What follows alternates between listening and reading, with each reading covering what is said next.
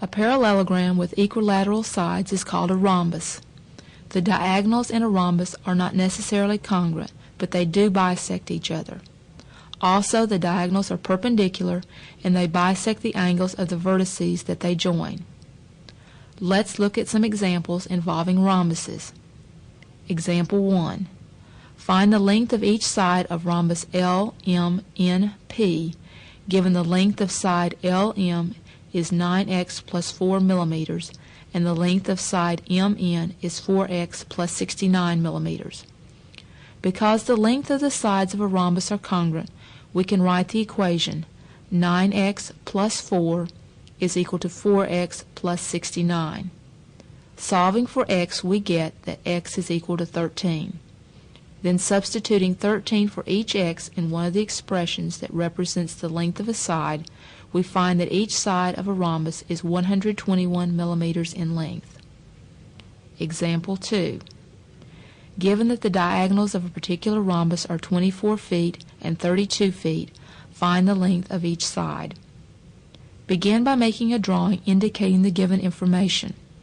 We know that the diagonals are perpendicular bisectors of each other. Thus, triangle AOB is a right triangle with sides of length 12 feet and 16 feet. We can use the Pythagorean Theorem to find the length of the hypotenuse of the triangle, which happens to be the side of the rhombus. Thus we have a squared plus b squared is equal to c squared, where a is 16 feet, b is 12 feet, and c is x feet. This gives us 16 squared plus 12 squared is equal to x squared. Solving for x, we get x is equal to plus or minus 20. But since x represents a length, we will discard the negative 20. Therefore, the length of the hypotenuse of the triangle, which is the same as the length of the side of the rhombus, is 20 feet. Squares. A square is a rectangle with all four sides congruent. The diagonals of a square bisect each other because it is a parallelogram. But the diagonals of a square have two additional properties. They are perpendicular and congruent. Let's look at some examples involving squares. Example 1. If a square has diagonals of 3 times the square root of 2 inches, find the length of each side. First, make a drawing and include the given information.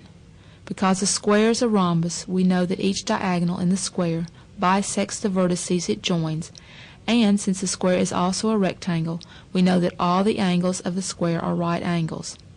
This allows us to conclude that triangle PSR is an isosceles right triangle.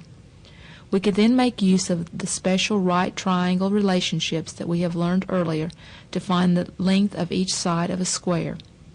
Of course, if you do not see this special relationship, you could use the Pythagorean Theorem to find the length of each side of the square. Remember, in an isosceles right triangle, the sides are in the ratio of 1 to 1 to the square root of 2. Then, if we let x be equal to the length of each leg of the triangle, which is also the length of the side of the square, we can write the proportion. 1 is to the square root of 2, as x is to 3 times the square root of 2.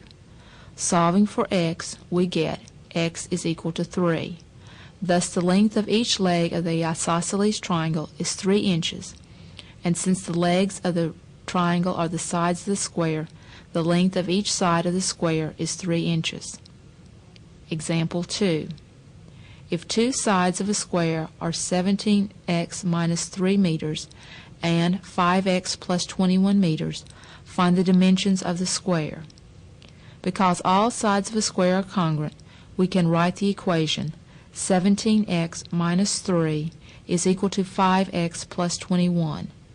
Solving for x, we get x is equal to 2. Now substitute 2 in for each x in one of the expressions to find the length of the side. 17x minus 3 is equal to 17 times 2 minus 3, which is 31. Thus the length of each side of the square is 31 meters.